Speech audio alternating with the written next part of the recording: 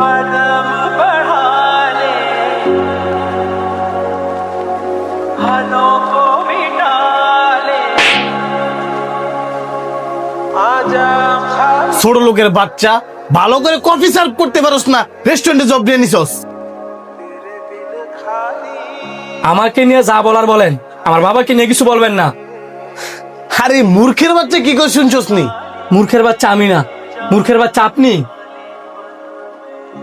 আপনি অনেক শিক্ষিত হইতে পারেন, কিন্তু আপনার ভিতরে সুশিক্ষাটা নাই। আপনার গাড়ি বাড়ি ধন দৌলত অনেক অনেক অবশ্য হইতে পারে, কিন্তু মানুষের সাথে কিভাবে ব্যবহার করতে হয় ওই শিক্ষাটা আপনার মধ্যে নাই। ওইটার হইতে পারি, আমিও তো একজন মানুষ। আমি তো আর ইচ্ছে করে আপনার উপরে কফিটা ফেলাই নাই, সামান্য একটু কফি ফেলাচ্ছি দেখিয়া এত খারাপ ব্যবহার।